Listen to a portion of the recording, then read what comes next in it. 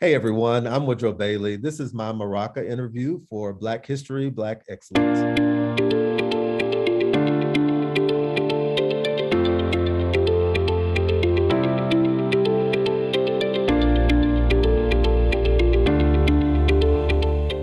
Hey, what's up, everybody? This is Cedric Giddings, and I am social media marketer for MAARHCAC Inc.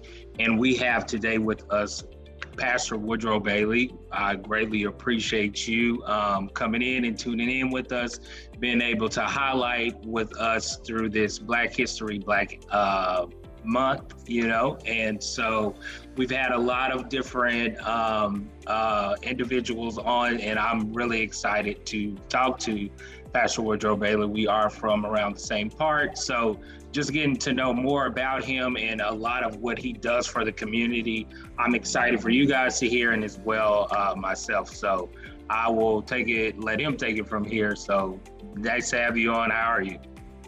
Thanks so much for having me. I'm so appreciative for thinking enough of me to invite me on to speak for a few minutes. And so I'm glad to be a part of this series and to be a part of this ongoing conversation. So thanks, awesome. And I look forward to our discussion.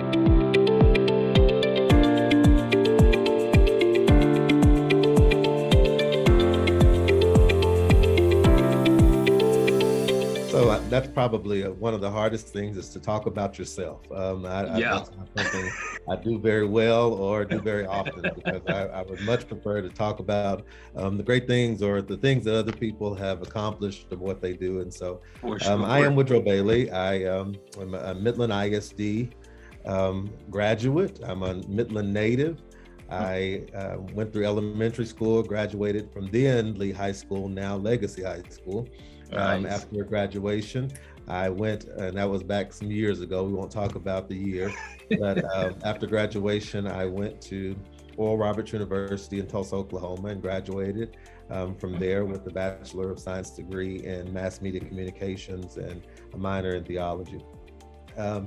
Came back to home after graduation, anticipated going back to Oklahoma. I was at that point in time working for a magazine, a Black-owned magazine called XL Style, and I was the marketing and media coordinator for that magazine. We just released a huge edition, and so I was anticipating coming home for a few weeks after graduation, and then heading back to Tulsa, and the Lord had other plans. And so ended up getting a job here, started working for Big Brothers Big Sisters. They were starting a school-based mentoring program. So I was initiated to start that program and to bring that into Midland as a part of the community-based program that Big Brothers Big Sisters have been involved in for years. And so started there. A few months later, I was asked to be on a committee with Midland ISD as they were opening the first magnet schools in Midland. So a communications and technology magnet school and a math and science institute. So those were the first two magnet schools in Midland. And so I was a part of that because of my background in communications. And then not knowing that later on they would identify a campus leader and who is what I consider to be the guru as far as education, leadership, and principalship, Mamie Williams. And then a position came open, I interviewed, and I started my education career at Pease Magnet School as the magnet coordinator for the Communication Technology School. So it was a great entrance into education. Always wanted, after really, to go into education. Always felt the pull toward education. And so those two roads kind of came together very well. And here I am 20 years later. I guess I can say I'm still in education. Still in Midland ISD. I left the campus as a magnet coordinator. I was there for 6 years, enjoyed my time there, started a radio and television program for kids, 3rd through 6th grade, taught video, editing and technology, mass media communications, student government, student leadership, all of those things. And then I was hired as the director of communications for the school district. And then later on, transitioned over to HR, and now I'm Chief of Human Capital Management for Midland ISD. So you said Pastor Bailey, so I am bivocational. I work 2 full-time jobs. I don't know, Sure. one of them are part-time. So I'm grateful that that life has allowed me these two great opportunities.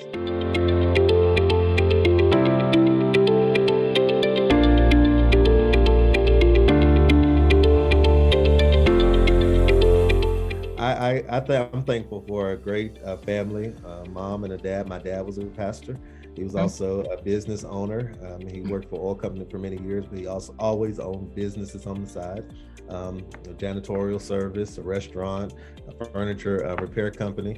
So he was entrepreneurial in his own right. My mom has always been the stable, she worked for oil companies for 40 years or more. Really, she's worked for all of the major oil companies, moved here back from Houston to Midland. So I'm grateful for my family upbringing. And that really set me in on the trajectory. I think that I would not be anything if it wasn't for my mom and my dad. Again, I'm a PK, I'm a pastor's kid, and my dad pastored St. Paul Methodist Church. And so you think about some of the great leaders in Midland. I'm grateful to say that I actually knew many of them personally, and I was able, they helped to raise me. I was born at the church that I now pastor, and that's a whole nother story. But great men and women, my godmother, my godfather. My godmother was very instrumental in a lot of areas in the community. When my dad pastored St. Paul, the Methodist Church, Dr. Viola Coleman was the organist, and so I, got to see her every day. I knew her very well. Nice. Family, as far as that's concerned. So a lot of the people that, and I can go on and on. I mean, Amy Williams. I mentioned,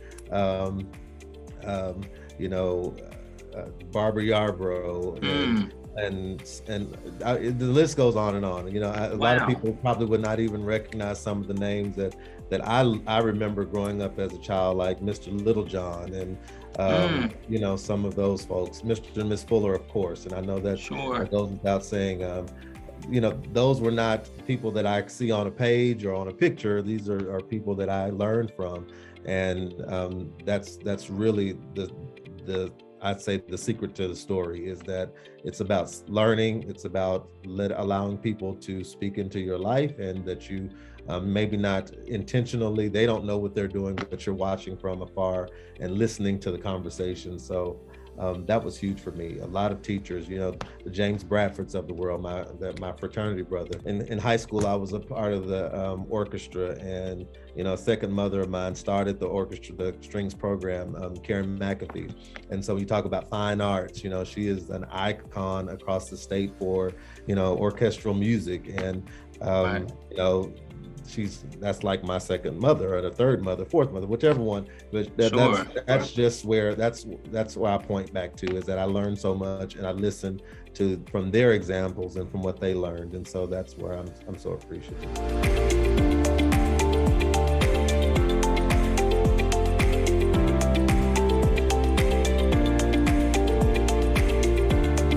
I can look back into my upbringing, my childhood. I was many times, not just once, many times, the only African-American in an advanced class. I was the only African-American maybe participating in some of the activities. I was in my Boy Scout troop, and there were others, but the one at my school, I was the only African-American in that group. That was probably the first time I heard colored, and the other kid didn't know. He was a friend of mine. He didn't know what he was saying, but so he'd heard it. And so I had to understand and ask my parents, what that meant. What did it mean to be colored? I never heard that before. I heard black. I heard, but I didn't understand that. So that I had to go and try to understand. And again, that's, the importance of parents.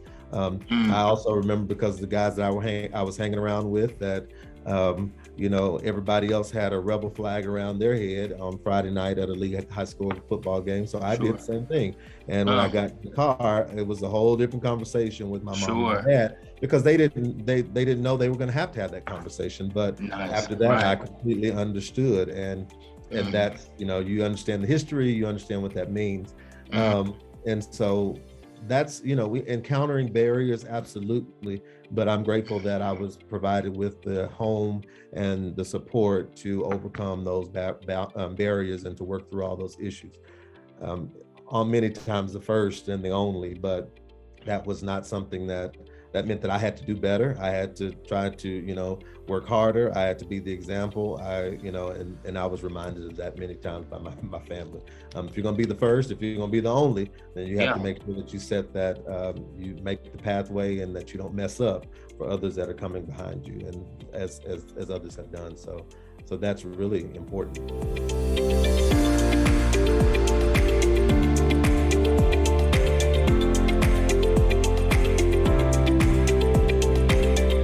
Ministry is something I was called to before I knew.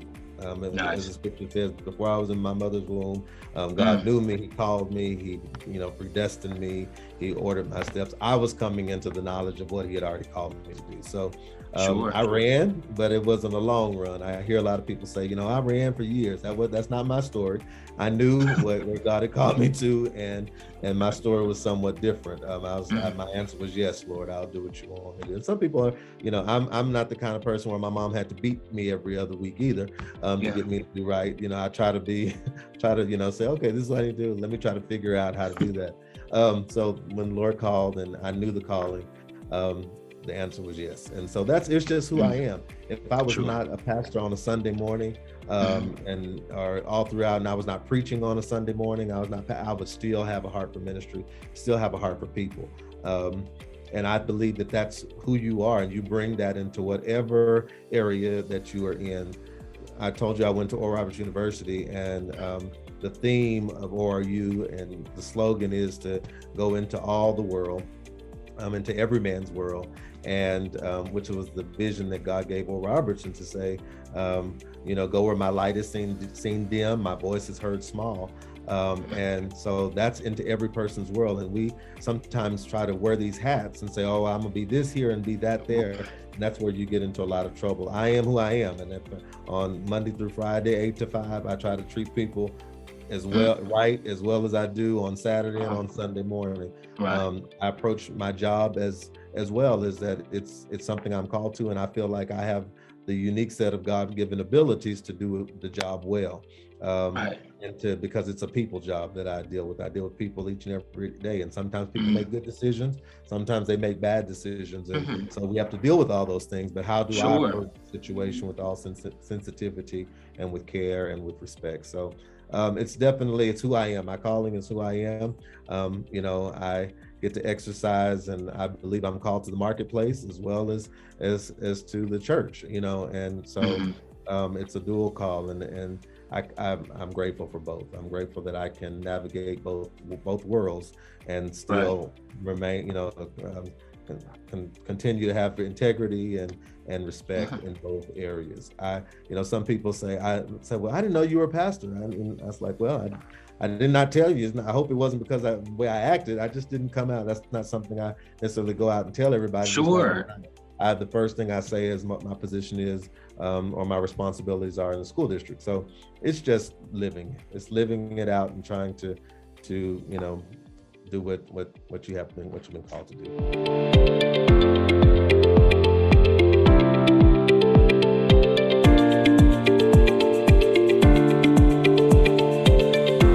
I would not tell anyone to pursue ministry. I would say let ministry pursue you. Nice. If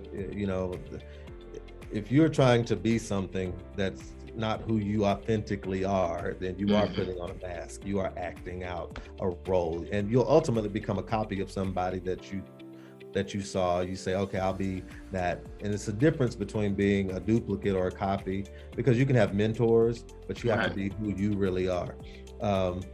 I cannot, I'm grateful for my spiritual father, O.J. Archie. I'm grateful for he was my pastor for most of my life, and I followed in after him, and he's a great mentor. And I think back on a lot of conversations, but when I became pastor, yes, he married my mom and my dad. Yes, he was my pastor for many, many years. I was the minister of music at the church, and we worked together and didn't always agree on every decision or every thought, but we had mutual respect, we had mutual love for each other. But when I became pastor, I had to let them know I'm not him. I have to be authentically me. Do I preach in somewhat of the same styles? Maybe, maybe not.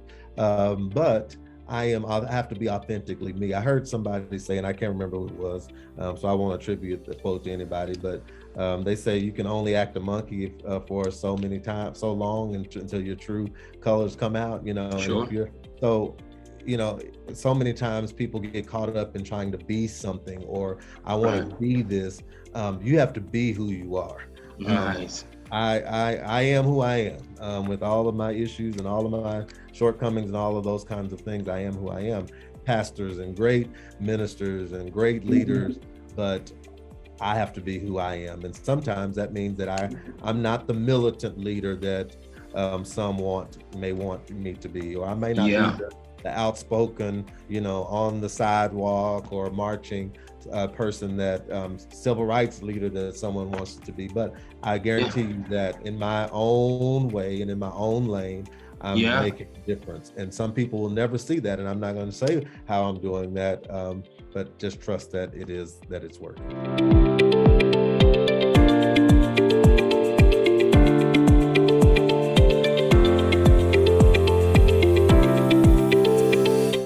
I try to give back in so many ways.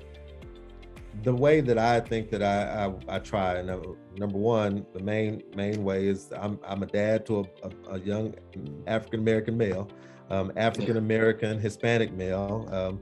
I try to be the best dad to that 7-year-old that I possibly can be, because that's going to be the one that carries on into the next generation. So I give a lot of time, and I'm many times worn out, beat down, tired from everything else, but he is important. And so that's one way of giving back. I don't think, it's one thing to be, and I would say that in previous generations, so many times we saw a lot of leaders give to the community, and their families suffered from their giving in other areas. Pastors, leaders, and other things, their families sacrificed, their families suffered. And my family does as well. I mean, I give a lot of time otherwise, but I want to be intentional about making sure that I pour into my son, so that he doesn't feel like that everybody else gets something that he never ever received. So I'm there at if I can help it, I'm at every soccer game, every basketball game, every, if he was in a drama, I didn't go one time, I went to every single one that I was in town. I missed one, but that's how I really focus on giving back, and as well as trying to encourage young people as I see them. I don't want to just be this, when we have a forum, that's the only time I'm talking. If I'm on campus and I see a young person, I want to encourage them. Hey, how's it going? Talk to them in that setting. It's authentic, it's personal. It's not something where I'm talking across the podium. It's where I really get to build relationships. I wish, there was time to do more, but just in my goings, I try to make a difference in those ways. I've been on many boards, tried to help set policy in the school district, making sure that equity is important, making sure that all groups, ethnic groups are represented in our workforce, and that everybody has a voice. I try to be a listener. So a lot of things, and that's not even talking about our church. We really try to be involved in the community, try to bring new and exciting things to Midland. We've been instrumental in spearheading a gospel fest, a gospel brunch that brought in some the top names in gospel music, partnering with MAARHCAC and others to try to help and support as much as we can financially and otherwise. So it's constantly giving back, finding the need and trying to help meet that need as much as possible is my goal. Hey guys, it's been great being a part of this interview series for MAARHCAC, and I'm glad that for the invitation to be a part. Always appreciative for an opportunity to speak to you and to interact, and thanks to the host, and also thanks to MAARHCAC and all the great things that they continue to do for the Midland community. Mr. and Ms. Fuller, the entire group, much appreciated.